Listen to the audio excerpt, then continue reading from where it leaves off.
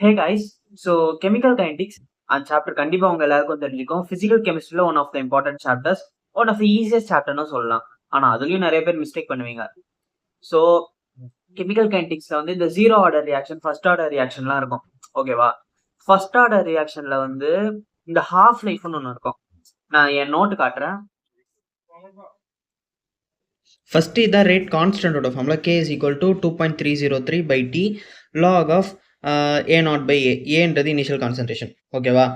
இது வந்து ரேட் கான்ஸ்டன்டோட formula for first order reaction. அதுவே வந்து இப்போ நமக்கு வந்து ஹாஃப் லைஃப் T ஹாஃப் வேணும்னா வந்து ஏ இந்த கான்சன்ட்ரேஷன் வந்து A நாட் பை 2 50% கம்ப்ளீட் ஆயிடுச்சுன்னு எடுத்துக்க போகிறோம். ஸோ அப்படி எழுதும்போது நம்ம ஃபைனலாக வந்து எல்லாம் சிம்பிளிஃபை பண்ணால் நமக்கு வந்து 0.693 by K. இதுதான் வந்து half life of first order reaction. அதாவது ஹாஃப் லைஃப்ன்றது அந்த ரியாக்ஷன் 50% கம்ப்ளீட் ஆகிறதுக்கு எவ்வளோ டைம் எடுத்துக்கிச்சு அதுதான். ஓகேவா?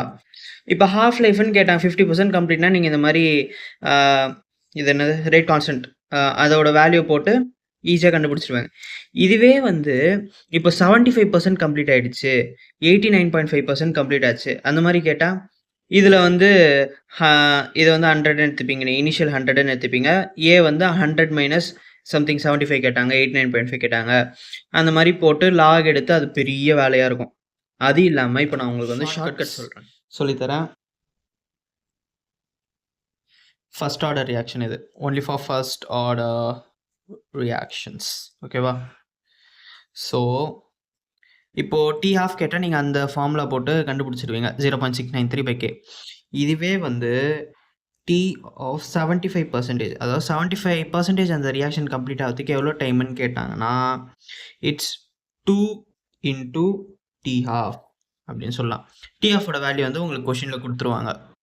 ஸோ நீங்கள் வந்து அந்த லாக் கண்டுபிடிச்சி அப்படி போடுறதுக்கு இது இந்த மாதிரி simple formula 2 into T half பண்ணிங்கன்னா உங்களுக்கு ஜஸ்ட் 5 to 10 செகண்ட்ஸில் வந்து ஆன்சர் கிடச்சிரும். Next T 75 பார்த்துட்டோமா? இப்போ வந்து T 99.9%.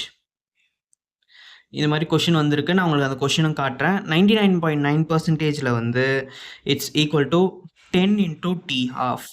ஓகேவா? அகெயின் சொல்கிறேன், T ஹாஃபோட வேல்யூ வந்து கொஷின்லேயே கொடுத்துருவாங்க. அண்ட் தேர்ட் ஒன் வந்து 87.5%.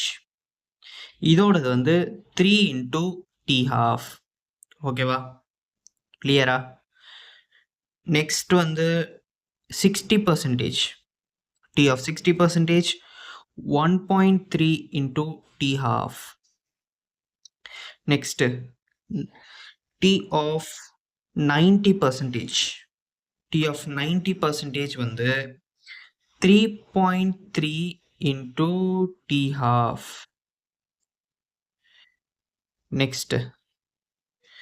Next வந்து I think it's T25 இருக்கு. 25 வந்து 0.4 into T half. And T of 99%.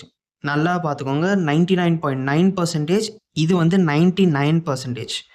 99% இது வந்து 6.6 T ஆஃப்.